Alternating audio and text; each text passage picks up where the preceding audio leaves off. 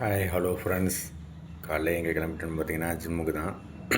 காலை எப்போவும் மார்னிங் 7:30 நம்ம வந்து ஜிம்முக்கு போயிடுவோம். காலையில் இப்போ நம்ம ஜிம்முக்கு போகிறோம்.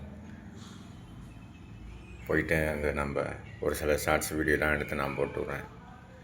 காலைல டெய்லியும் நீங்கள் வந்து ஒரு 10 நிமிஷத்துலேருந்து ஒரு அரை மணி நேரம் வரையும் ஏதாவது சின்ன சின்ன ஒர்க் அவுட் பண்ணுங்கள். உடம்புக்கு ரொம்ப ஹெல்த்தான விஷயங்கள்லாம் வந்து செய்யுங்க. அப்போ தான் உடம்பு நல்லா ஆக்டிவாக இருக்கும்.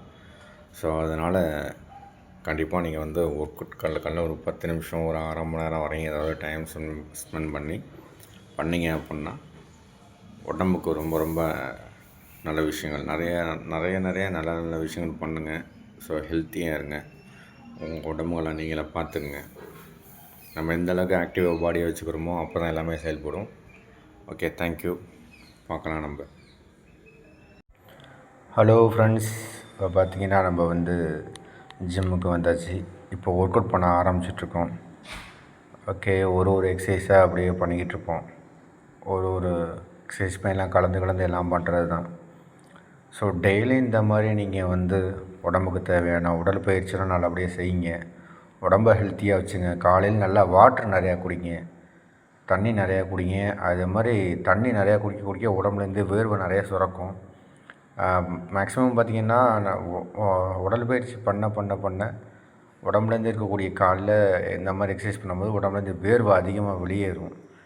அப்போ தான் உடம்புக்கு நல்லா ஒரு அன்னைக்கு இந்த மாதிரி ஒர்க் அவுட் பண்ணும்போது பாடி ரொம்ப புத்துணர்ச்சியாகவும் இருக்கும், மைண்டு ரிலாக்ஸாக இருக்கும். ஒரு நாளைக்கு ஒரு எக்ஸசைஸை வந்து நம்ம செஞ்சுக்கிட்டே இருக்கணும் விடாமல்.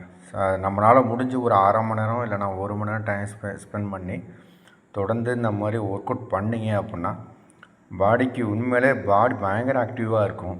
ஸோ முடிஞ்சளவுக்கு ஜிம்முக்கு போக முடியலனாலும் அட்லீஸ்ட் வந்து வீட்டில் இருந்து மேனுவலாக ஏதாவது ஒர்க் அவுட் பண்ணுறதுக்கு முயற்சி பண்ணுங்கள்.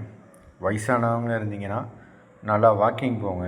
ஸோ ரொம்ப பாடிக்கு ஹெல்த்தியாக இருக்கும். ஒரு 10 நிமிஷம் நம்மளால் வந்து பாடி ரொம்ப ஹெல்த்தியாக வச்சுக்கிறதுக்கு நம்ம எந்த அளவுக்கு உடம்ப நம்ம பார்த்துக்கிறோமோ நம்மளுக்கு அது நிறைய சப்போர்ட் பண்ணும்.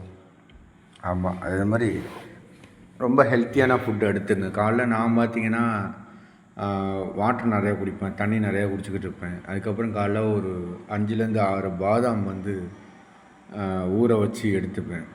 ஸோ அதெல்லாம் உடம்புக்கு வந்து ரொம்ப ஹெல்த்தி.